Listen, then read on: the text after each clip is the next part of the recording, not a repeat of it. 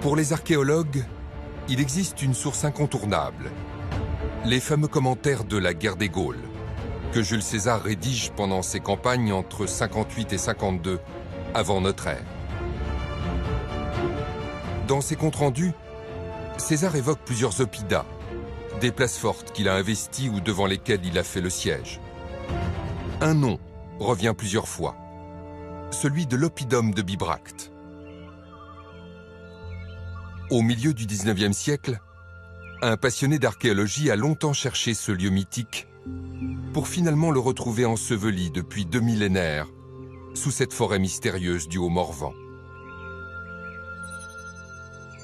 Nous sommes au sommet du mont Beuvray, là où Jacques-Gabriel Bulliot a découvert les premiers vestiges de l'oppidum de Bibracte en 1867.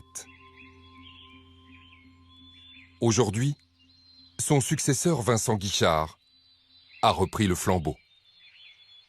Jacques-Gabriel Bulliot a commencé ici. Ici, c'est la porte du Rebou. C'est une des principales ouvertures dans les remparts de Bibracte. Donc, il est rentré par la porte, dans l'oppidum.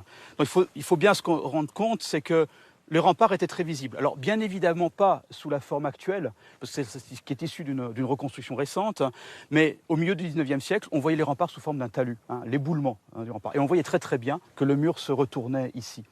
Donc là, très vite, Bulliot a trouvé la base du parement, c'est-à-dire qu'on avait à peu près 1 mètre de pierre du parement qui était conservé, et il s'est rendu compte qu'il y avait des manques. Alors les manques correspondaient à des poutres qui avaient pourri, qui sont, vous voyez, incrustées dans le parement, et qui se raccordaient à d'autres poutres qui étaient parallèles au parement, donc une grille, en fait une armature, un peu comme du béton armé, mais là on a affaire à de la terre qui est armée, non pas avec de la ferraille, mais avec des poutres de bois.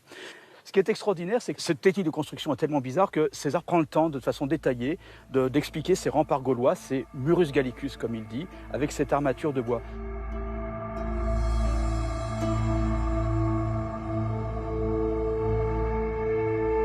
Tous les murs gaulois sont faits en général de la manière suivante. On pose sur le sol, sans interruption sur toute la longueur du mur, des poutres perpendiculaires à sa direction et séparées par des intervalles égaux de 2 pieds. On les relie les unes aux autres dans l'ouvrage et on les recouvre d'une grande quantité de terre. Le parement est constitué de grosses pierres disposées dans les intervalles. Dans ses écrits, César se dit très impressionné par ce type de défense. Le rempart en pierre protège des ravages par le feu et l'armature en bois, solidement attachée, des coups de boutoir du bélier. Les Gaulois se révèlent aux yeux du conquérant d'ingénieux bâtisseurs.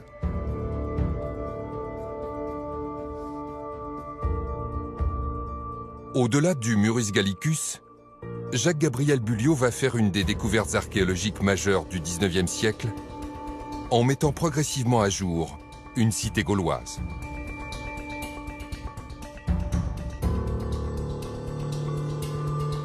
Cette véritable ville à l'urbanisation dense s'étend sur des dizaines d'hectares. L'équipe de l'archéologue Pierre Nouvel, que l'on retrouve, travaille sur le site dit du Parc aux Chevaux. Certains indices laissent entrevoir que les Gaulois étaient capables de prouesses architecturales monumentales, probablement équivalentes à celles de leurs voisins gréco-romains.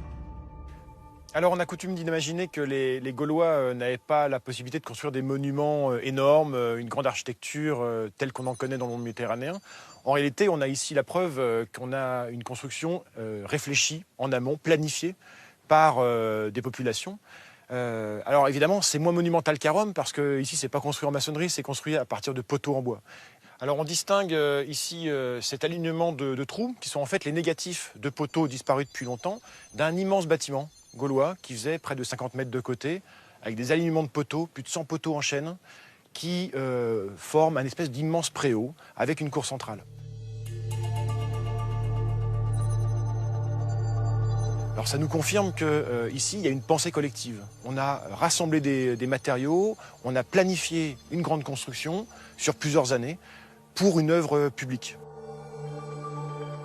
La fonction de ce type de bâtiment reste pour l'instant une énigme sur laquelle les recherches de Pierre Nouvel se concentrent. Dans sa quête, l'archéologue dispose des découvertes les plus récentes, effectuées sur une majorité d'oppida.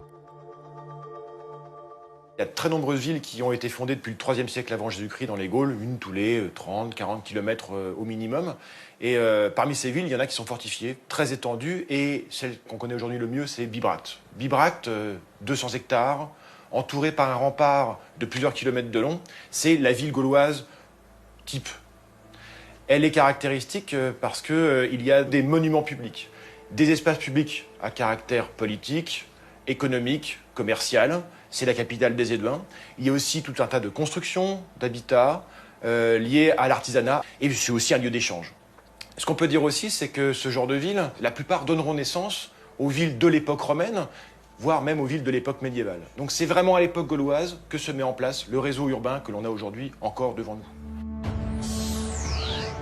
Au tournant du IIe siècle avant notre ère, le nombre d'oppida est impressionnant. Plus d'une centaine de places fortes maillent le territoire de la Gaule.